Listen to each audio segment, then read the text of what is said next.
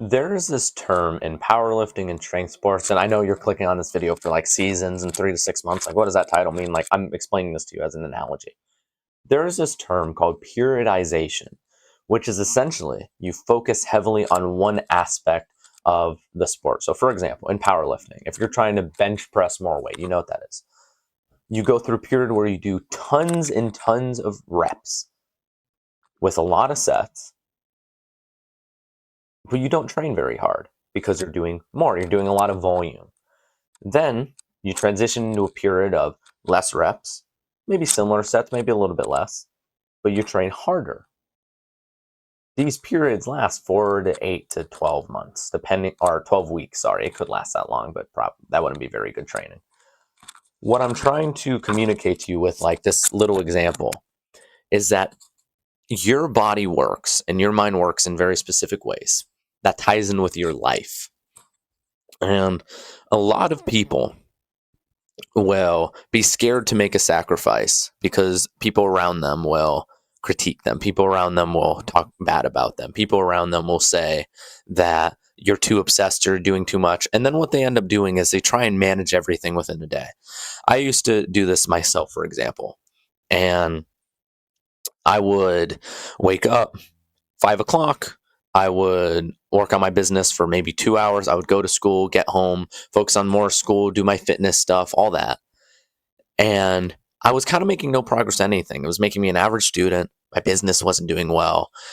My physique was kind of compared to what it's been in the past. Well, I guess I'd always keep improving and I'd always get stronger, but it wasn't at the rate of I would like.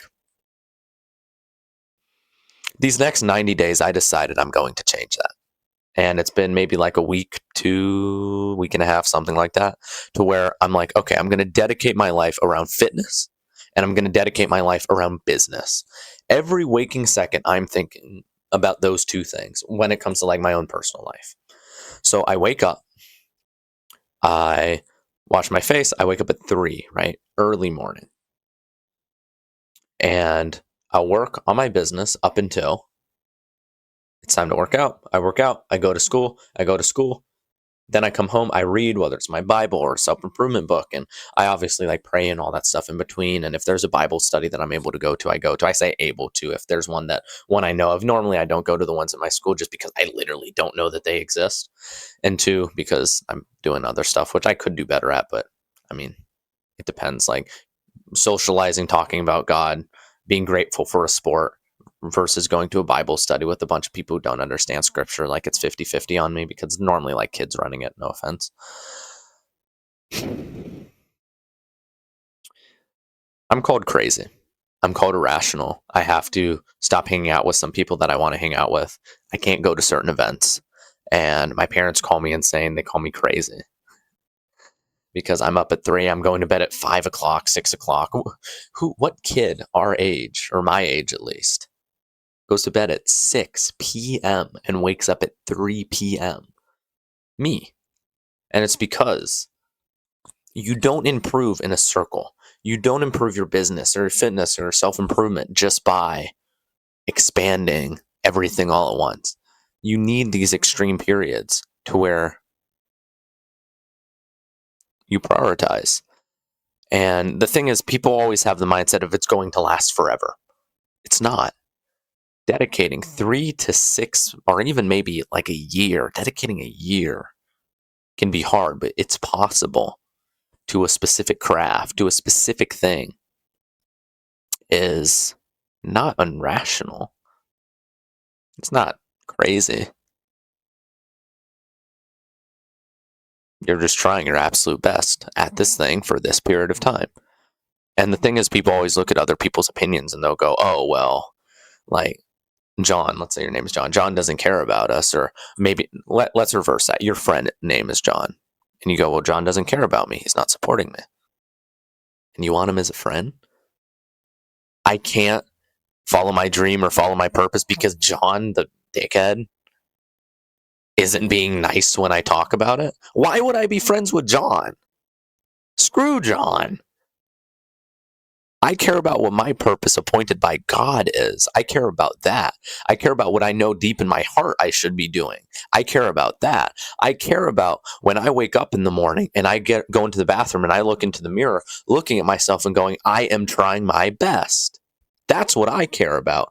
I care about waking up, getting hard at work, working for the first few hours of my day, going to school, being obsessed with what I'm doing, being obsessed with my goals and my values, and doing my absolute best to progress in them and to make my life and everyone else's life around me as good as possible, whether it's now, whether it's in the future, or maybe I'm just being completely selfish and I'm focusing mainly on me. That's fine.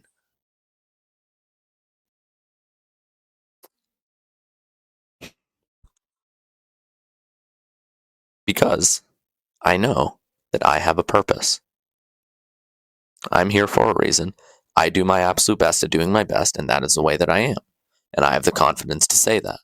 So many guys don't. So many guys will just go, oh, I'll do it when I move out. I'll do it when I'm older. I'll start the business when I'm older. I'll start it when I moved out. Well, I won't get the physique. I won't get into the community. I won't pay to be in the community because, like, I'll do it when I'm older. This is something that I did. Granted, I have like my own paid product where it's a community and all that stuff. So that was kind of like a CTA. That was like kind of like a call to action, like go buy my program. But I've done that in the past. I'm giving my own examples. I'll wait. There are people. This is something that I did when I was younger. If I'm just being completely vulnerable, my thought for like watching porn and masturbating and all that type of stuff was I'll stop when I have sex because I know it'll be so great that I never, ever in the universe, and this is a little bit uncomfortable, like us as Christians, like you might want to click off, just don't, because I'm explaining a mistake that I made. I'm not like glorifying it. I'm saying I did a mistake so you can learn from it, so you don't have to. Then I had sex. And I was like, huh, nice. Stupid. Didn't change absolutely anything. And you want to know why?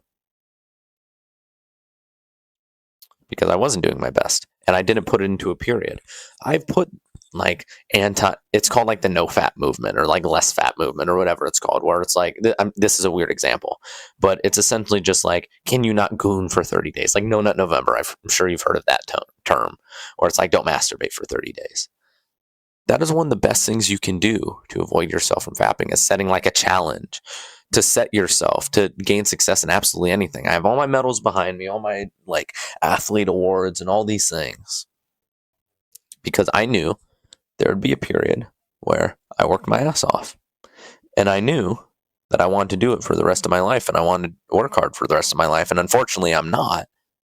But I had the mindset of doing my absolute best for this period, for this season, and then for a few days at the end, I can kind of chill out, and then I go again. I was waiting for those 2 or 3 days to where I was just bored, staring at the ceiling, not doing a sport.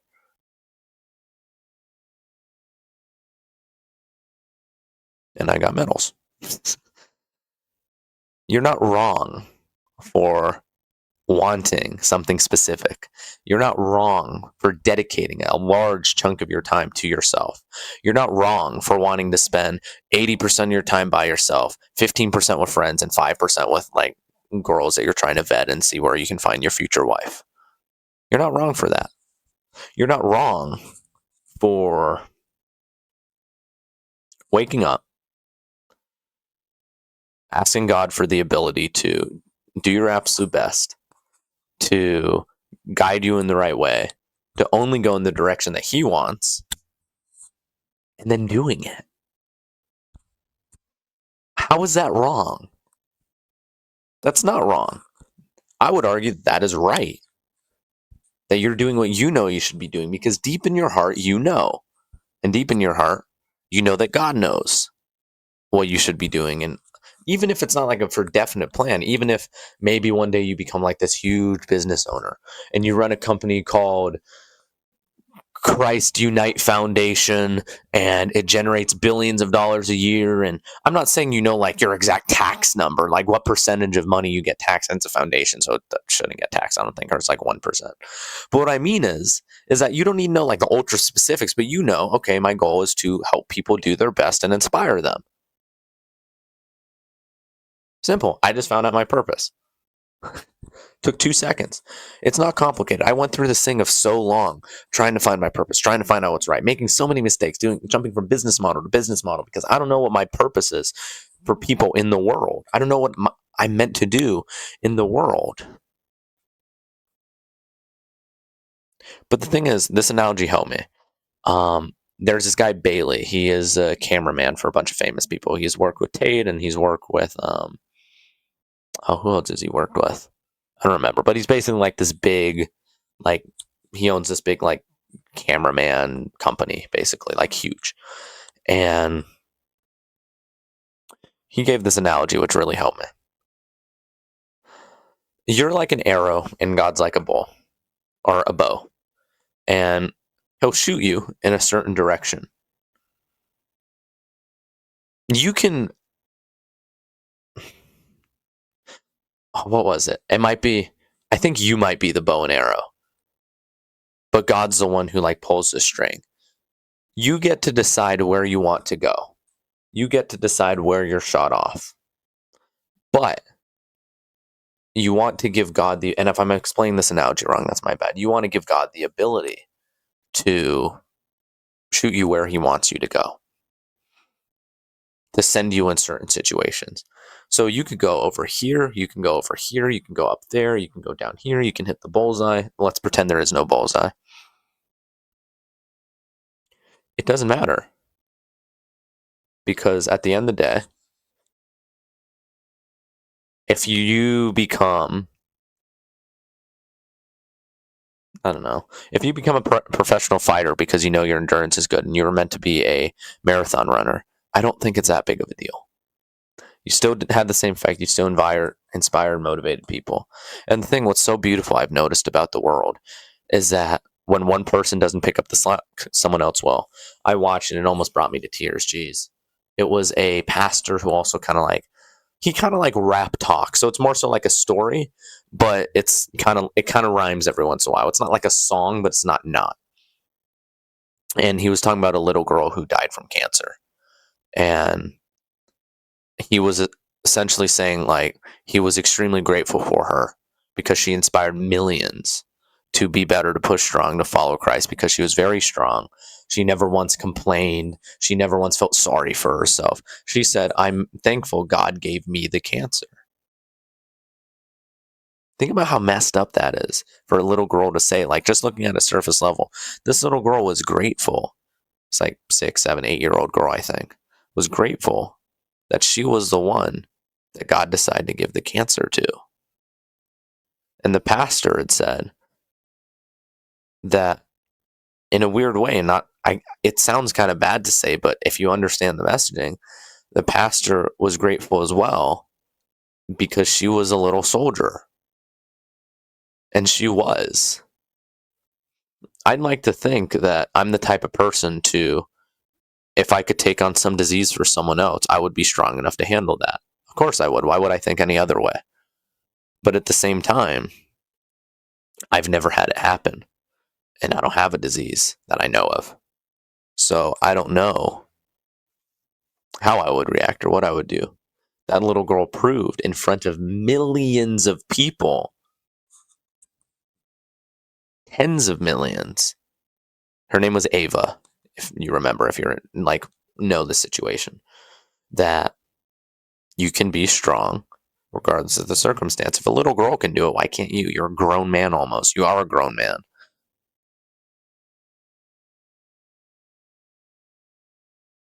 I don't know how this got to this topic. The title of this video was it's not bad to put like a 6 to 8 month period or 3 to 6 month period into yourself.